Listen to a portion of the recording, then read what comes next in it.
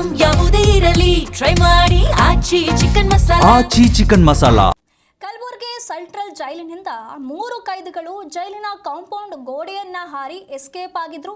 ಮಸ್ತಾನ್, ಸಂತೋಷ್, ಸಾಗರ್ ಎನ್ನುವಂಥ 3 ಕೈದಿಗಳು ಕಾಂಪೌಂಡ್ ಹಾರಿ ಬಿಂದಾಸ್ ಆಗಿ ನಡೆದುಕೊಂಡು ಹೋಗಿ ಕಾರ್ ಹತ್ತಿದ ಆರೋಪಿಗಳು ಅಲ್ಲಿಂದ ಬೀದರ್ ಶ್ರೀರಂಗಪಟ್ಟಣ ರಾಷ್ಟ್ರೀಯ ಹೆದ್ದಾರಿಯ ಮೂಲಕ ಎಸ್ಕೇಪ್ ಆಗಿದ್ರು.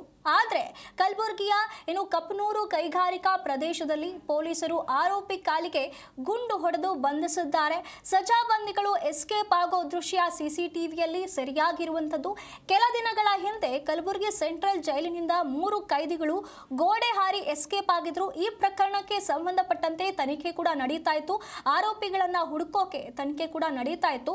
ಇದರ ಸಂಬಂಧ ಈಗ ಒಂದು ಸಿಸಿಟಿವಿ ಫುಟೇಜ್ ಕೂಡ ಲಭ್ಯವಾಗಿರುವಂಥದ್ದು. ಈಗ ಆರೋಪಿಗಳ ಕಾಲಿಗೆ ಗುಂಡು ಹೊಡೆದಿದ್ದಾರೆ ಪೊಲೀಸರು. ಅವರು ಎಸ್ಕೇಪ್ ಆದ ಬೆನ್ನಲ್ಲೇ ಇದರ ಬಗ್ಗೆ ಎಲ್ಲ ತನಿಖೆ ಕೂಡ ಆರಂಭವಾಗಿತ್ತು. ಜೈಲಿಗೆ ಎಲ್ಲರೂ ಕೂಡ ಸಂಬಂಧಪಟ್ಟ ಅಧಿಕಾರಿಗಳು ಬಂದು ಸಂಪೂರ್ಣ ಮಾಹಿತಿಯನ್ನ ಪಡೆದುಕೊಂಡಿದ್ರು.